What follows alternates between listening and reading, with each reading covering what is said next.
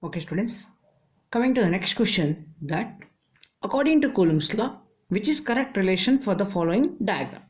So we have to observe the diagram very carefully, that here we have two charges Q1 and Q2.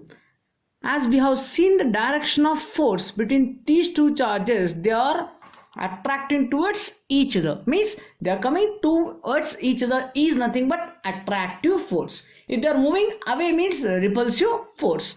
Okay, so these two charges are attractive in nature. So what is the condition? Let's see. If I take these two charges are like charges, means either both are positive charges. So for example, this is positive charge as well as this is also a positive charge.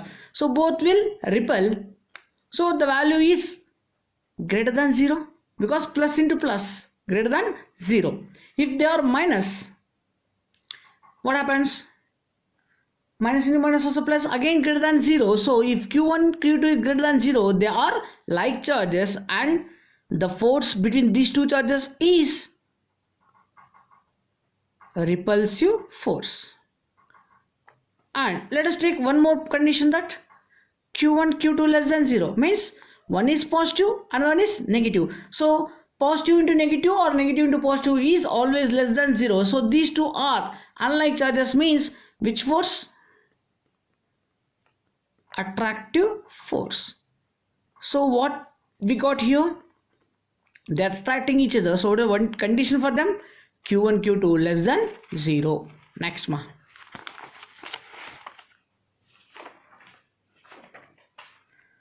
A charge Q is to be distributed on two conducting spheres. What should be the value of the charges on the spheres so that the repulsive force between them is maximum when they are placed at fixed distance from each other in air? So we consider two charges.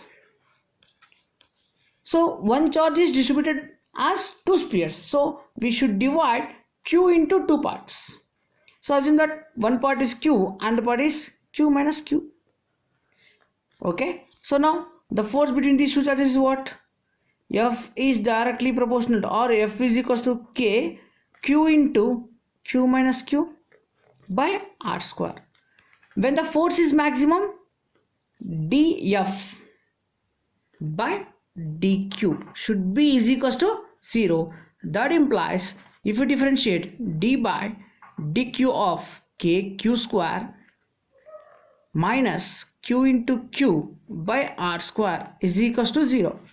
Sending the constants there, what you get? This is also constant, this is also constant. Sending there, what you get? D by dq of q square 2q minus q is equals to 0.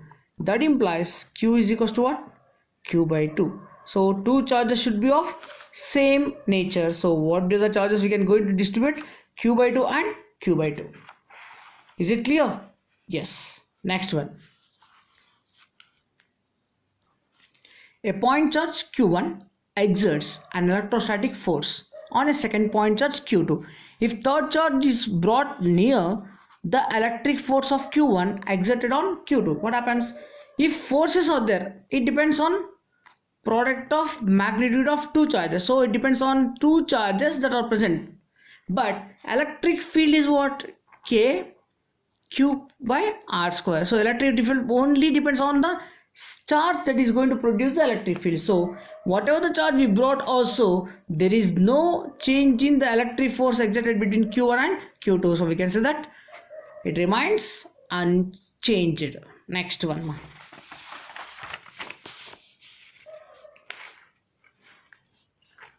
This is also a very important method of application. We get the exam point of view. So what the question is, three charges are there. What are the three charges? Plus 4q, q and q are placed on a straight line of length L at points 0, L by 2 and L, distance away from one end respectively. What should be q in order to make the net force on q to be 0? So there are three charges out there. Let us take the three charges on a surface. 4q, it is at origin. This is at L by 2, that is q. Is it right? Next q is at a distance of L. So this is the free diagram of the condition they given. Now what the question is, what charge should be placed such that on Q so that the net force should be equals to 0. So there exists a force between these two charges, right? Yes. So what is the force between these two charges? Let us assume that the two charges force is what? F1. Next one. What about the force between these two charges? Should be balanced, right? So this force is what? F2. So net force should be equals to 0. What is F1? F1 is equals to the force between 4Q and Q. K into 4Q square by L square. What about F2? F2 is equals to, between these two, K, Q into Q by distance from here to here. What is the distance, ma? L square by 4. L by 2 tane? Yes. Nothing but K 4Q cube by L square. So according to the equation, the net force is 0 means what? F1 plus F2 is equals to 0. So we can write K 4Q square by L square. If you send that side, it becomes minus K 4Q cube by L square. K by L square cancel, 4 cancel, Q also cancel. What do you get? Q is equals to what? Minus Q. If you place a charge of minus Q at this point, then the system is in equilibrium, the net force is 0. So answer is what? Minus Q. Clear? Yes. Next one. A particle of mass m carrying charge minus q1 is moving around a charge plus q2 along a circular path of radius r. Find the period of revolution of minus q1. So it is a very simple assumption of that a particle of mass m and carrying charge minus q1 is moving around a charge plus q. So assume that this is plus q2. So this is assume that nucleus, and this is a charge that is revolving around the nucleus and corner, that is minus q1. So to move in circular path, it should be possess what? Centripetal force. So at equilibrium, centripetal force should be balanced by electrostatic force. What is centripetal force? mv square by r is equals to electrostatic force between these two charges, k q1 q2 by r square. R cancel. What is k? 1 by 4 pi epsilon naught q1 q2 by, if you send m here, it becomes mr, that is equals to what? V square. The question is what? We have to calculate, find the period of revolution of charge q1. We got velocity, so if you send here, it becomes root. Let's see, time period t is equals to 2 pi r by v. So root here, you get that 2 pi r into reciprocal 4 pi epsilon naught mr into q1 q2 whole power minus 1 by 2. This is under root, right? Okay. Or we can write reverse without confusion. What you can write here? Divided by q1 q2. If we send 2 pi inside, 4 pi square into 4, 16 pi cube epsilon naught m. If you send r inside the root, it becomes r square into r cube by q1 q2 under root. So this is the formula for time period, 16 pi cube epsilon naught mr cube by root of q1 q2. Next ma, consider 3 point objects p, q and r. P and q repel each other, means what? Both attains same charge. P and R attract each other, so both attains opposite charge. Assume that this is plus, this is plus, this is plus, this is minus. What is the nature of force between these two? This is minus, this is plus, so this is plus, this is minus. What will happen, ma? It attracts each other. If you take the opposite condition also, you get same question answer. Next, which of the following process involves the principle of electrostatic induction? So in pollination, chocolate making, Xerox copying, all of these we use electrostatic induction. Next, the electric field intensity at a point in vacuum is equals to, they are asking the basic question of electric field. What is intensity of electric field?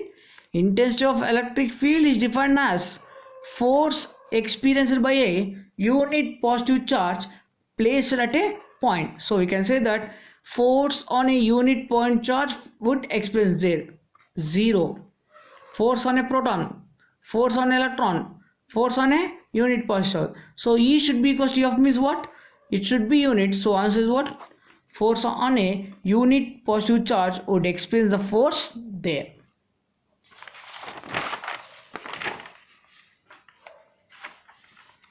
Next one.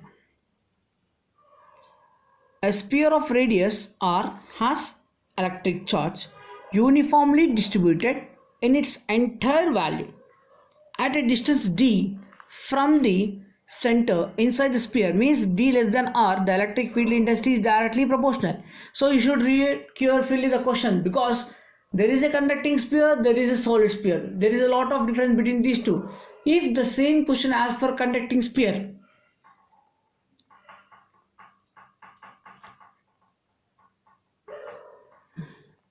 the answer is electric field is inversely proportional to r square. But for solid sphere, so they're asking inside, right? D less than r means what? Inside the electric field inside conducting sphere is 0. But they said that this is charge is distributed entire volume, so it becomes a solid sphere. So for a solid sphere, electric field inside is equals to what? 1 by 4 pi epsilon naught q into d by r cube.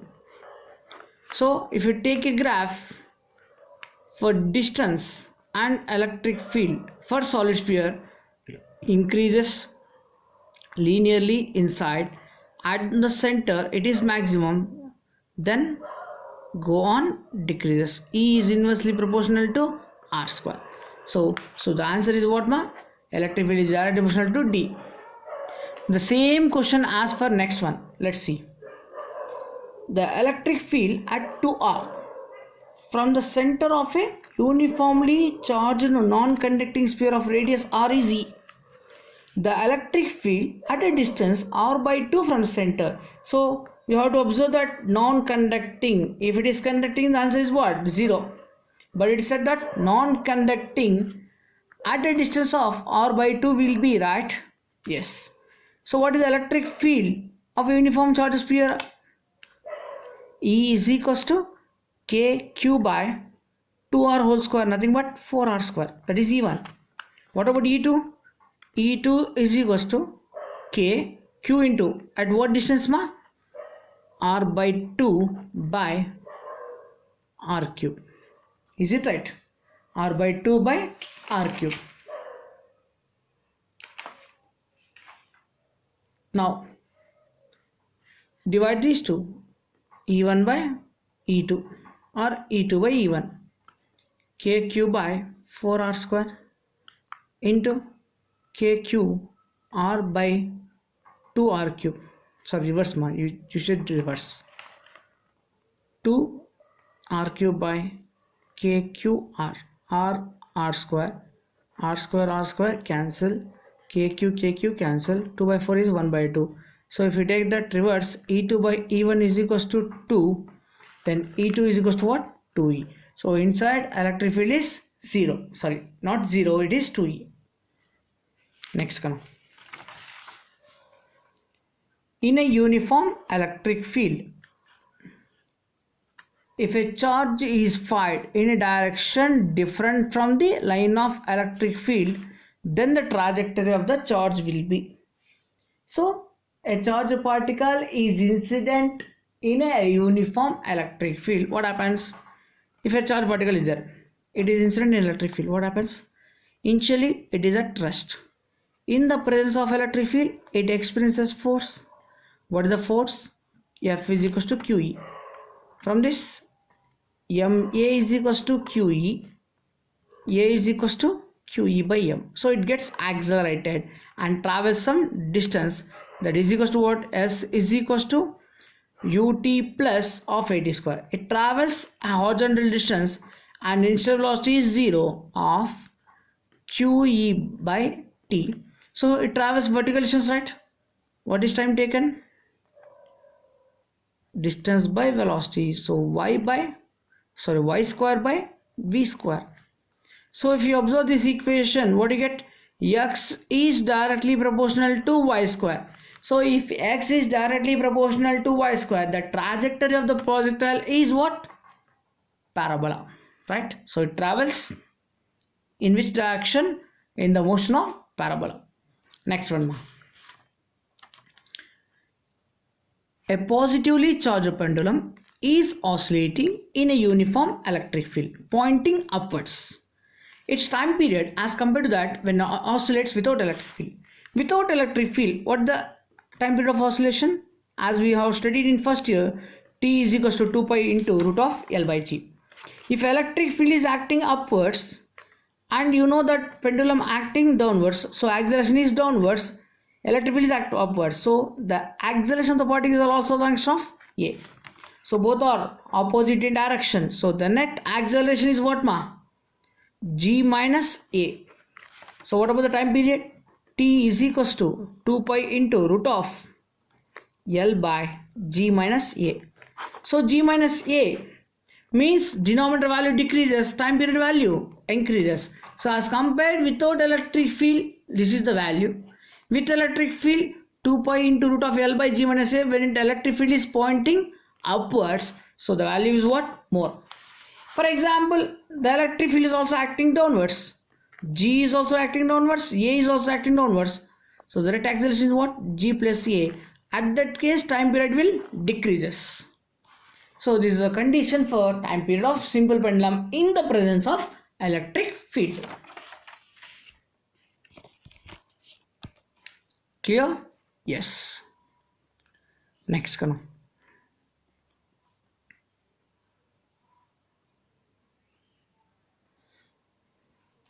What is the next question? How many electrons should be removed from a coin of mass 1.6 gram so that it may float in an electric field of intensity 10 raised to 9 Newton per Coulomb, which is directed upwards? So the coin has to float. For example, this is the coin that has to float having a mass 1.6 grams. Its weight acting downwards, that is equals to mg, should be balanced by what? Electric force. Then only it can float. So to apply this condition, the electric force should be balanced by gravitational force. What is the gravitational force here? Mg should be balanced by QE. So they're asking that how many electrons are required. Okay, mg is equals to, what is the condition for quantization? Q is equals to Ne, right? Yes. So Ne, capital E. I want N, mg by E into capital E. What is the mass? 1.6 grams means 1.6 into 10 raised to minus 3. G is 9.8 and E, charge of electron, is 1.6 into 10 raised to minus 19. Electric field intensity is, according to the question, 10 raised to 9. So simple calculation, 1.6 cancel. Minus 19 plus 9. Minus 9. Sorry, minus 10. If it comes numerator, plus 10. 10 minus 3, 7. So you get 9.8 into 10 raised to 7. So these number of electrons are required to float the particle in electric field. So answer is 9.8 into 10 raised to 7. Next one. ABC is an equilateral triangle. Charges plus Q are placed at each corner. The electric field intensity at the centroid of triangle. As we already studied very well that if identical charges are placed along the vertices of an equilateral triangle, the net force at the center is 0. If it is triangle, square or polygon, hexagon, anything, if identical charges are placed, the net electric field is what? 0. Clear? Yes. We can say that for a regular polygon,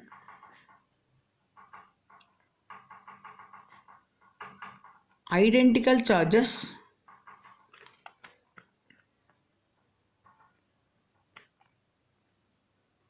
placed along its vertices, force at the center or electric field at the center is equals to 0. Is it clear? Yes, very good. Next one.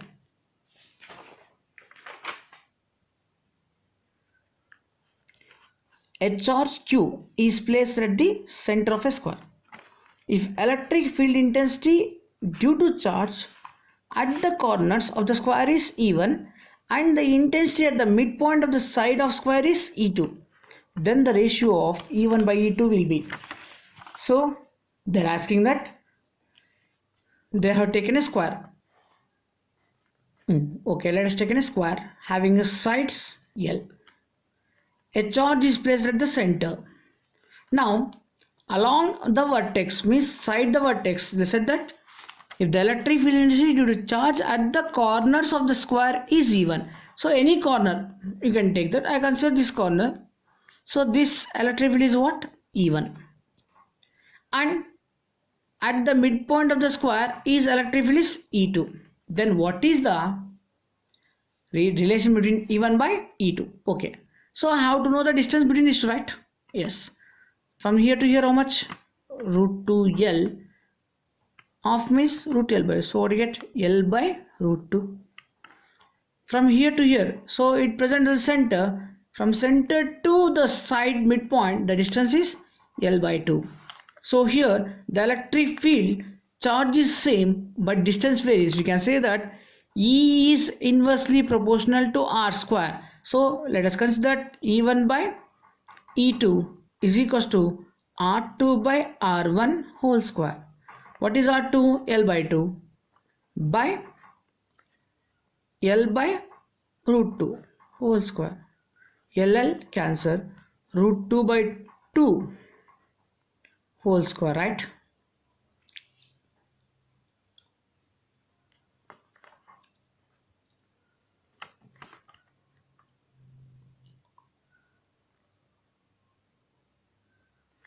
So root 2 by root 2 is what? 1 by root 2 whole square, nothing but 1 by 2. So we can, there's that E1 by E2 is equals to what ma? 1 by 2. Next one. This question already we said that in discussing synopsis we get the same type of question, right? So what is the question here? Point charges each of magnitude Q are placed at three corners of a square as shown in diagram. What is the direction of the resultant electric field at the fourth corner? So if charges are placed, actually equal charges ma, printing mistake here, all charges are equal, then if all charges are placed, if there is an empty corner, the resultant is along the direction, right? So what is the resultant electric field direction? OB. If you want to say that, take the diagram Q, Q, Q. This is B, A, C, D. Now at this point what happens? It exerts a force, this also exerts a force. These two are, for example, this is ED, this is EA. These two are what? Equal in magnitude, opposite direction. So the net electric field is what? 0. What about this one? There is no opposite electric field. So electric field is along B. So the net electric field is along B direction.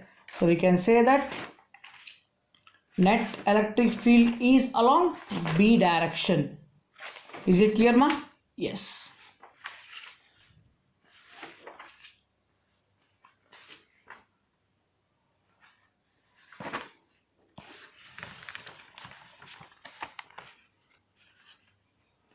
Now the next question is,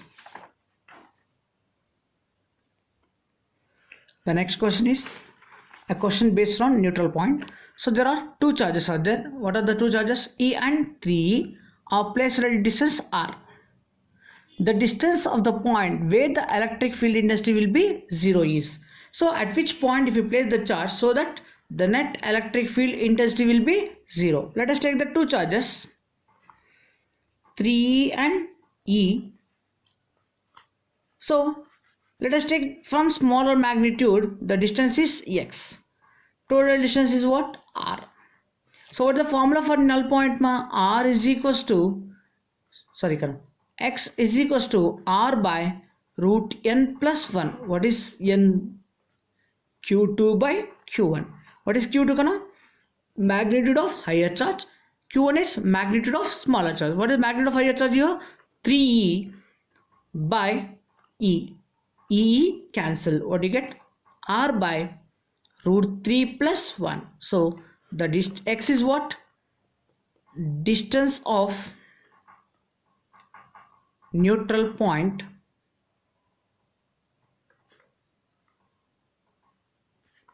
from small charge. Understood?